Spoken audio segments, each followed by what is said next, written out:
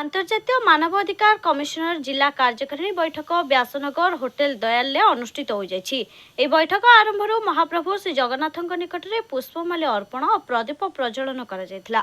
এরপরে উপস্থিত বরিষ্ঠ কর্মকর্তা মানকু পুষ্পগুচ্ছ উত্তরে দিয়ে সংগঠন তরফর সম্বর্ধিত করা যাইতিলা।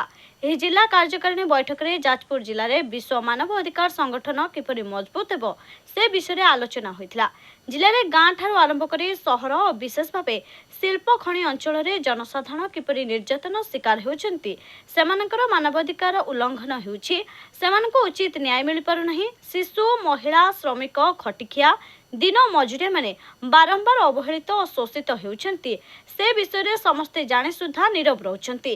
ଏପରି ସମାଜରେ ରହୁଥିବା ଲୋକମାନଙ୍କ ପାଇଁ ଏ ବିଶ୍ୱ ମାନବାଧିକାର ସଂଗଠନ ଲଢ଼େଇ କରିବ ବୋଲି ଉପସ୍ଥିତ ରାଜ୍ୟ ଓ ଜିଲ୍ଲା ସ୍ତରୀୟ ନେତୃମଣ୍ଡଳୀ ମାନେ ନିଜ ବକ୍ତବ୍ୟରେ କହିଥିଲେ।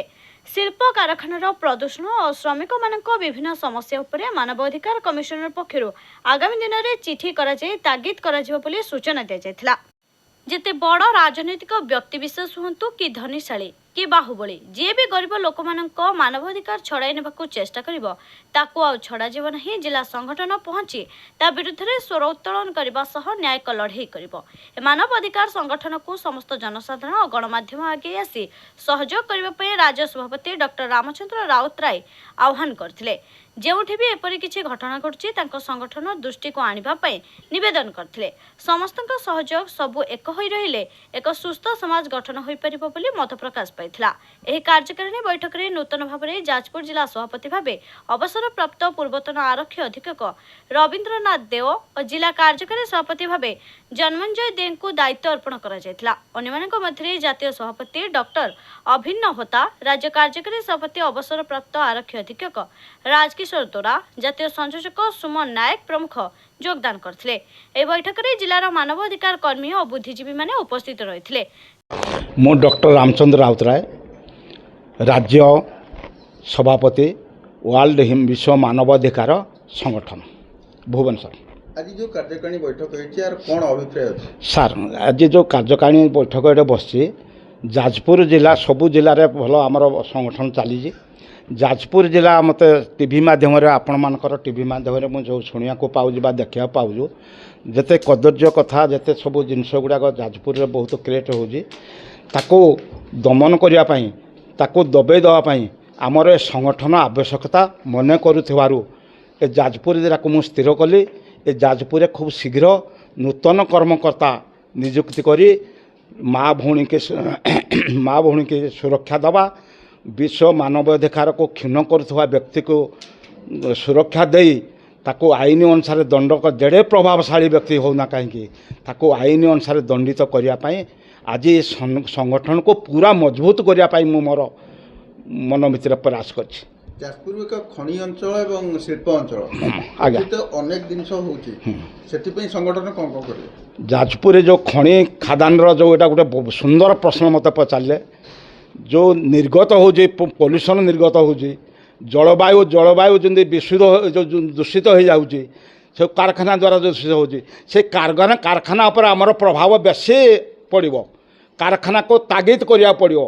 ସେମାନେ ଯେମିତି ତାମାନେ ଗଛ ଲଗାଇବେ, ବ୍ୟାପକ ବୃକ୍ଷରୋପଣ କଲେ ପ୍ରଦୂଷଣ ଆପେ ଆପେ କମିଯିବ। ପ୍ରଦୂଷଣକୁ ନିୟନ୍ତ୍ରଣ କରିବେ, ବିଶୁଦ୍ଧ ଜଳ ଯୋଗାଣ କରିବା ପାଇଁ ଯାଜପୁର ଜିଲ୍ଲାକୁ ସବୁ ପ୍ରକାର ସହଯୋଗ କରିବା ପାଇଁ କମ୍ପାନୀମାନଙ୍କୁ ତାଗିଦ କରାହେବ, ଚିଠି ମୋର ହେବ। ଏଥିପାଇଁ ତ ସରକାରୀ ଯେଉଁ ଅଛି ବିଭାଗ ଅଛି, ସେମାନେ କ'ଣ କାର୍ଯ୍ୟ କରୁନାହାନ୍ତି କି? କରୁଛନ୍ତି ସାର୍, କରୁଛନ୍ତି, କିନ୍ତୁ ତାଙ୍କ କାର୍ଯ୍ୟ ଅପେକ୍ଷା ଯଦି ଆମ କାର୍ଯ୍ୟ ଯଦି ସୁନ୍ଦର ହେବ, ଆପଣମାନେ ଆମକୁ ତାରିଫ କରିବେ, ଆପଣମାନେ ଆମକୁ ଧନ୍ୟବାଦ ଦେବେ ଯେ ଏଇଭଳି ଗୋଟେ ସଂଗଠନ ଅଛି ବୋଲି।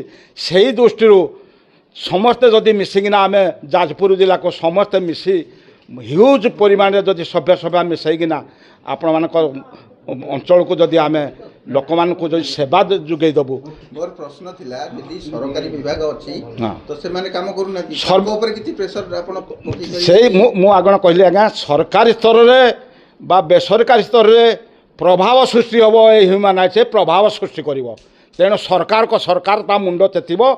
এই ଯାଜପୁର ବୋଲି ନାହିଁ, ଯେତେ ଖଣି ଖୋଦାନ ଜାଗାରେ ଯେଉଁ ଲୋକମାନେ ଅଛନ୍ତି ସେମାନେ ପୁରା ସୁରକ୍ଷିତ ରହିବେ।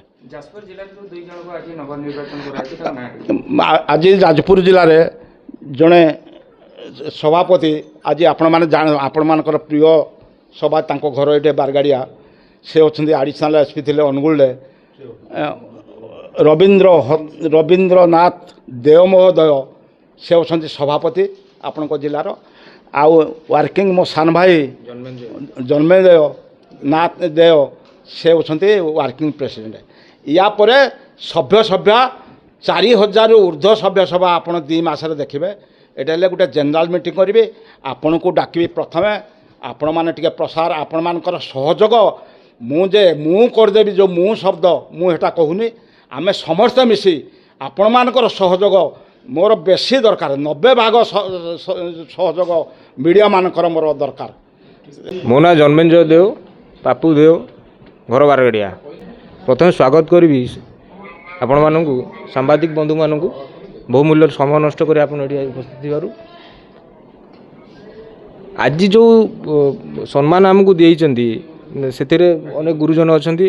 ମୁଁ ଛୋଟ ପିଲା ହିସାବରେ ସବୁଠୁ ମୁଁ ଅଛି, ସେଥିପାଇଁ ସମସ୍ତଙ୍କ ପାଖରେ କୃତଜ୍ଞତା ଜଣାଉଛି ପ୍ରଥମ କଥା। ଦ୍ୱିତୀୟ କଥା ହେଲା ଆମେ ଯେଉଁ ସଂଗଠନରେ ଆଜି ଆସିଲୁ ତାହା ହେଲା ବିଶ୍ୱ ମାନବାଧିକାର ସୁରକ୍ଷା ସଂଗଠନ। ଆରେ ମୂଳ ଲକ୍ଷ୍ୟ ହେଲା ମାନବର ଅଧିକାରକୁ ସୁରକ୍ଷିତ କରିବା।